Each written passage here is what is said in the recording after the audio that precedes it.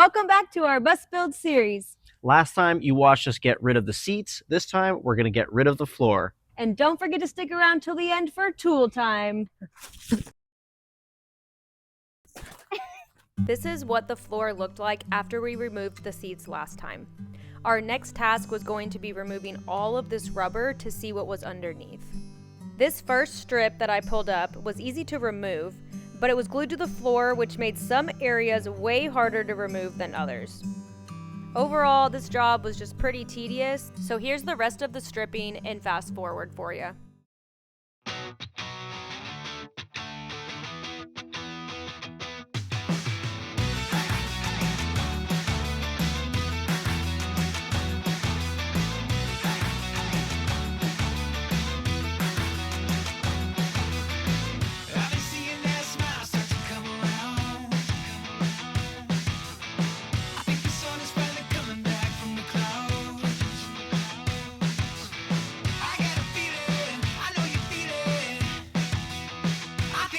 Something good. I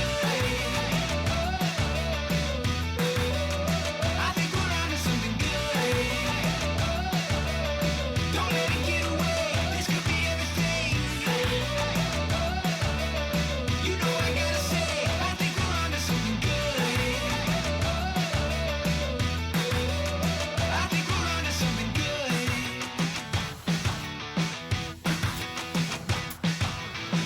There's just something about the way you're looking at me now. It's like we found a way to fly and we're not coming down.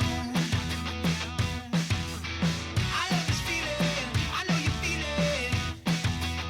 I think we're onto something good. I think we're onto something good. Don't let it get away. Ooh, get it. Nice.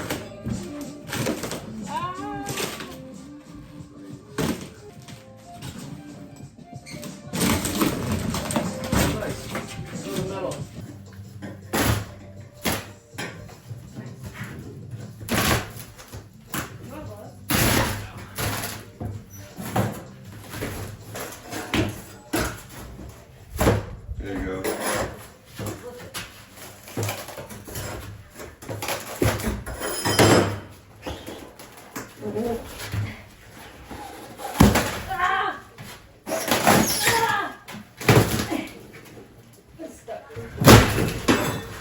That stresses me out.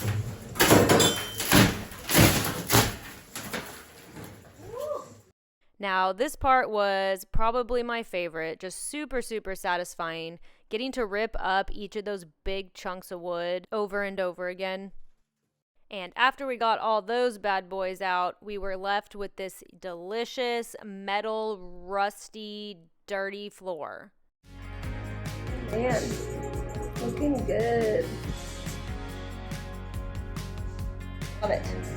Let's check out our pile and see what it looks like.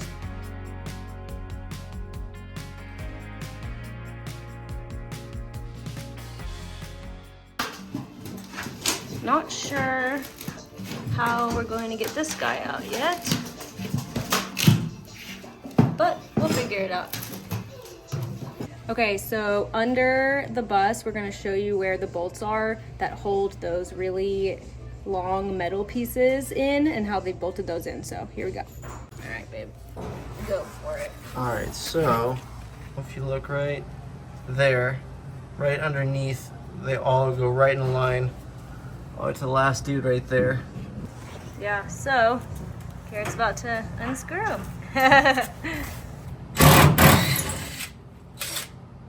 Sideways. It's moving. Oh!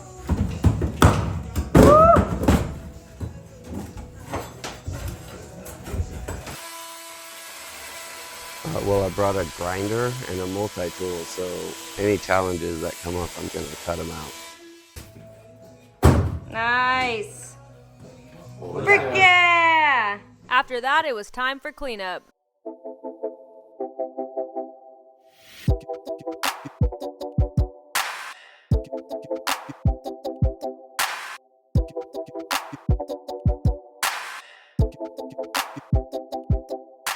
I'm exhausted. I'm ready to eat, but we're moving quick. I will say, based on the rate that we're going, I think we should be done with the whole of us by tomorrow.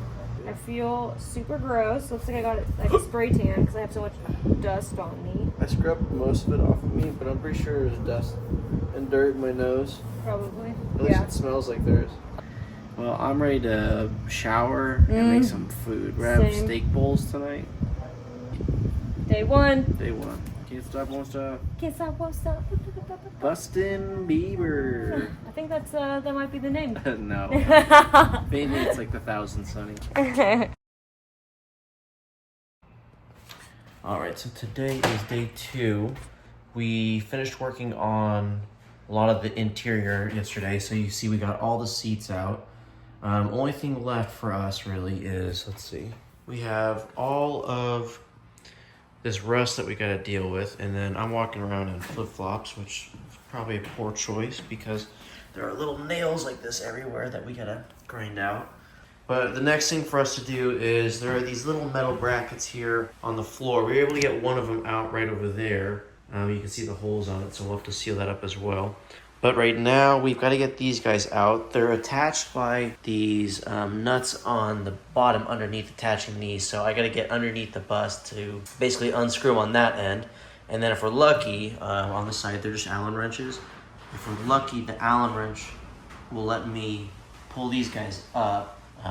But that wasn't the case for the first one. So most likely we're going to have to grab the angle grinder and either chop them out or we'll take it from there. But then after that, once the floor is completely barren and it's just this metal, first thing we're gonna do is treat all of the rust spots. Basically just something that you put on all of these spots after we've grinded them all down to be smooth.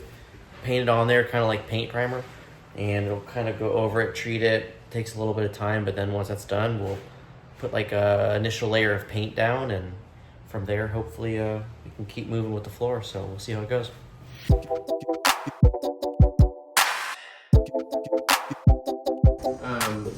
We just took off that back one. This one, we were in the process of doing with those bits we bought yesterday. Snapped off inside there. Oh, shoot. So we're gonna have to cut through that one. Okay. We got 2 out now, so one there and one there. And then we got a couple Watch out more for left. Nails. I know. You're right next to him. I like your pink earmuffs on your forehead.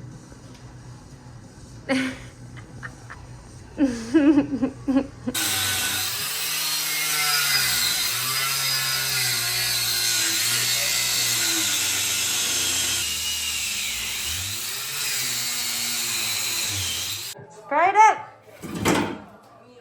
I think I was done like 5 minutes ago.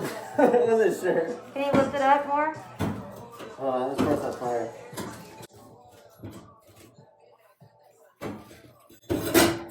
Nice, there we go.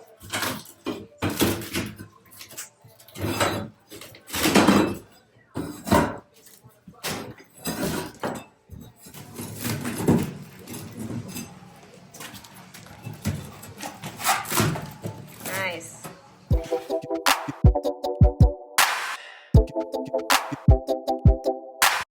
Those metal beams definitely took us a while to get out, but after that we cleaned up and called it a day. Welcome to the time where we talk about the tools we used for a time. Tool time. This is the second time filming this because Stacy forgot to do it sideways. Overall, I would say this project took us roughly about 3 to 4 hours. Just a tedious job of just picking up stuff, pulling it out, prepare to use a lot of force. So just to give you an idea of the things that we used during this portion of the floor rip up. Impact screw gun, that's gonna be probably every project, so one of your essentials. We use this to undo the bottom of the bolts where the metal brackets on the floor were attached. You can also use an Allen wrench. It'll help keep the screw in place if you need to hold it while you're loosening it. So screw gun, Allen wrench with a socket wrench extension, and it was a 12mm socket that we used for the attachment. Now, some of the other things that we used when we couldn't get the bolts out, we resorted to our angle grinder. For this one, we used a blade that was rated for stainless steel. It was a blade that was a 4-inch diameter. For some of the rubber pieces, we had the multi-tool and we used a soft material bit just to get some of the pieces started. That rubber was basically glued to the floor, so it wouldn't rip up everywhere. So for the ones where it was stuck, we used the soft material blade with the multi-tool. And then when we could, for the majority of it, we used this crowbar where basically you just separate it and then rip it up. One of the things that I wish we would have known, we didn't realize until the end that we had a flathead shovel.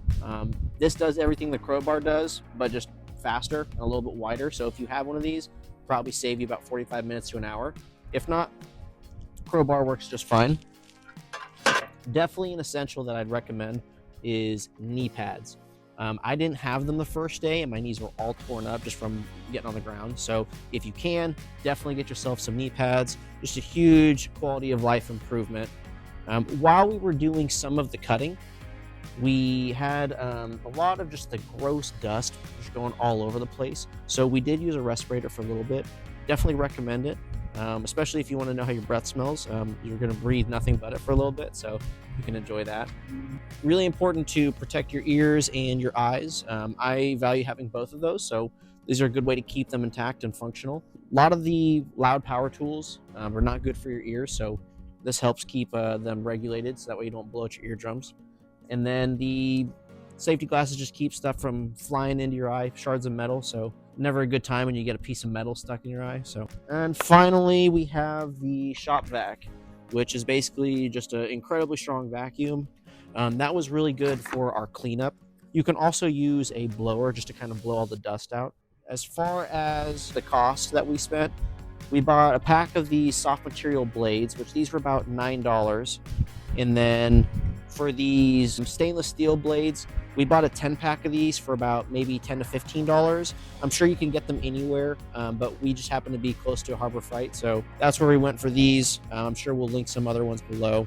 And then the knee pads, these were about, I think, $5 at Harbor Freight as well, so whatever works best for you. I don't think there's a wrong answer, whatever you can afford or whatever you can find. And then, yeah, that's it. Just me cycling through my thoughts. But as long as you enjoyed that, please like and subscribe our video and keep following along for more videos on how we build our bus.